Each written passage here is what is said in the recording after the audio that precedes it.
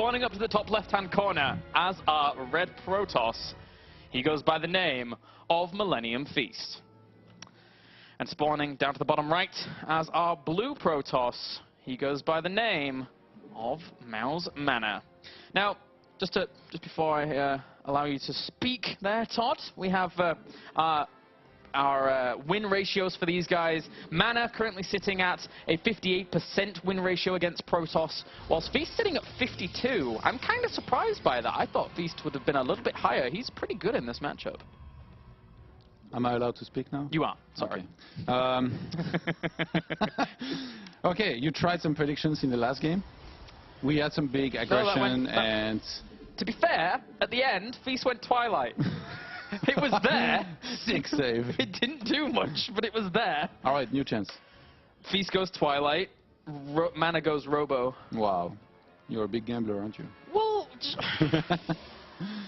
We're going to find out. I guess Mana, he's going to go for the standard 13 gateways. So does Feast so far in this game. Everything is normal.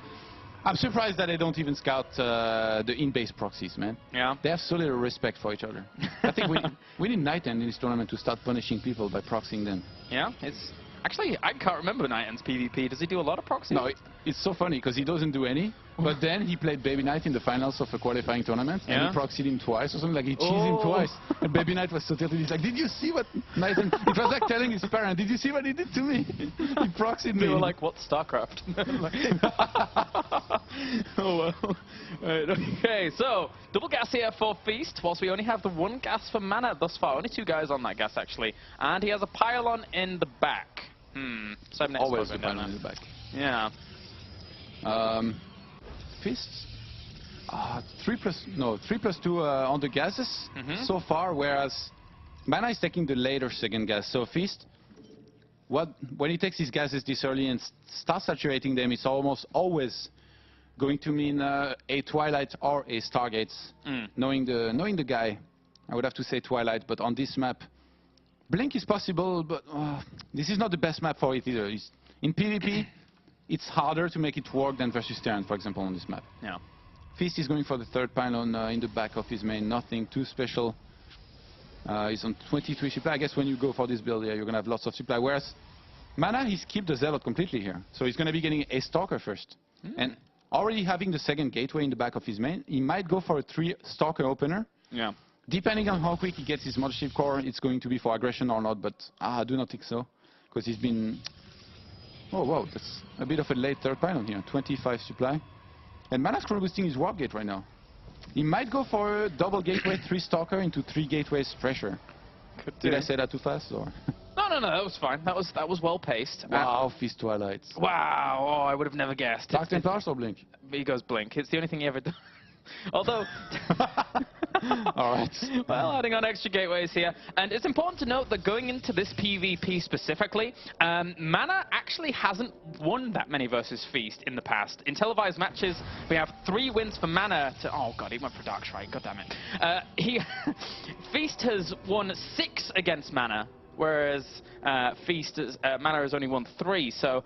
Mana, bringing it back to 4th, 6th, and yes, I know there's a Dark Shrine there, Todd. I like how you're doing your little camera tricks around it. I'm zooming in on the Dark Shrine. On the other screen, this is what he's doing. He's basically just doing this. So, thanks, Todd. Both players, they were able to proxy some pylons. I do like the proxy of Feast a lot better here. It's very close to Mana's base, but Mana's gonna find it. Yeah, those Stalkers well spread out to actually find that. The Stargate is now on the way, so my predictions went right down the can. As do have... Wait a minute. Oh, okay, that's the 3rd gateway. Wow, and Feast is proxying another pylon. I think Mana missed the probe here. He's going to proxy maybe another one, even in the main of his opponent. Oh, wow. Oh, so cheeky. Feast currently supply blocks and does get out of that now as that second pylon proxy does finish up. And Mana is going to be so hard for him to defend this. The Dark Shrine is about to finish. He's going to be warping Dark Templars. He's not going to have an Oracle on time. Mana most likely going to try to counterattack, but wow, Feast is only on 2 gateways. And there's plenty of pylons. I was about to say plenty of proxy pylons, but that was the hardest sentence to say in the world here for Mana. As he's putting on some aggression as well. Feast trying to expand, but the DT is already there. He needs to get an Oracle out super fast, and it still needs energy. Whoa, Feast lost his sentry here. Mana's going to be able to move up this ramp. He might do a lot of damage to his opponents. Feast already warped in 2 DTs across the map, so he can't warp any more units in his main until his gateway reloads. Oh my god. If he has vision, he's going to be in a great spot here. He's actually chrono boosting this gateway as well, trying to get more out at this point. The Stalker's going to work here as well, though, for mana. This is going to go down to the wire. 11 kills. The Oracle is now out and using Envision to spot these Dark Templars, which are being killed by probes.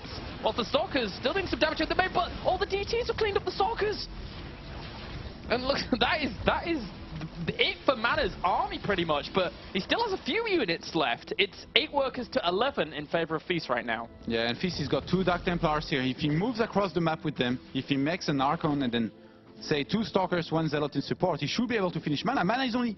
He's down to 9 probes. These PvPs, man. These PvPs. Well, Mana warping in another Zealot to keep himself sturdy, but his Envision has run out. Feast realizes that. He knows that Envision runs out, so he warps in another Dark Templar. No energy for Envision right now. DT gonna be happy here. Yes, and Mana, this has to be it here. He doesn't have the money to remake another Oracle. Oh, his Oracle almost has enough energy here. He needs 1 more.